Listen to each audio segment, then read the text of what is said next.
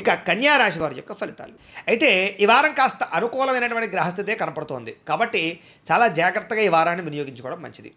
కొత్తగా ఏదైనా వ్యాపారాలు ప్రారంభించాలన్నా లేదా ఏదైనా జీవితంలో మార్పులు తెచ్చుకోవాలన్నా లేదా ఏదైనా పెద్ద నిర్ణయాలు తీసుకోవాలన్నా లేకపోతే ఏదైనా మీ జీవితానికి సంబంధించినటువంటి ఆలోచనల కోసం కానీ చాలా అనుకూలమైన పరిస్థితి కనపడుతుందని చెప్పచ్చు. కాబట్టి మంచి నిర్ణయాలు తీసుకోవచ్చు.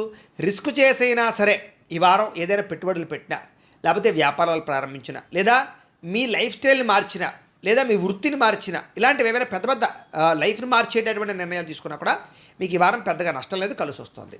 అలాగే డబ్బుల విషయంలో బంగారం విషయంలో కానీ లేదా రియల్ ఎస్టేట్ విషయంలో కానీ భూముల విషయంలో కానీ ఇలాంటి విషయాల్లో కొంచెం జాగ్రత్తలు తీసుకోవడంతో పాటుగా ఎక్కడ పెట్టుబడులు పెట్టాలి, ఎలా వృద్ధవుతాయి, ఎలాంటి నిర్ణయాలు బాగా తీసుకోగలుగుతారు.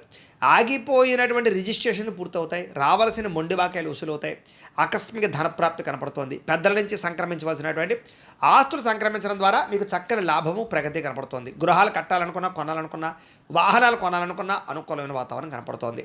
అయితే స్టాక్ మార్కెట్స్ లాంటి వాటిలో షేర్లోని డబ్బులు పెట్టేటప్పుడు మాత్రం నష్టాలు ఎక్కువగా కనపడుతున్నాయి కాబట్టి వాటికి దూరంగా ఉండడం మాత్రం మంచిది.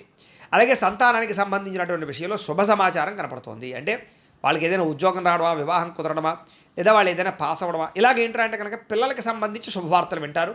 మీరు పిల్లలకి బాగా ఎక్కువగా సపోర్ట్ చేస్తారని చెప్పొచ్చు. వాళ్ళకి సంబంధించినటువంటి జీవితంలో వివాహ ఉద్యోగ వ్యవహార విషయాల్లో మీ యొక్క హస్తము లేదా మీ యొక్క సపోర్ట్ బ్రహ్మాండంగా లభిస్తుంది పిల్లలకి.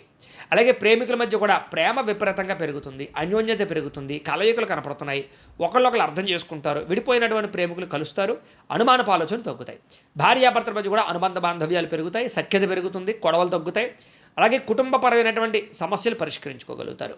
అలాగే దీర్ఘకాలిక రోగాలు ఉన్నవారు కానీ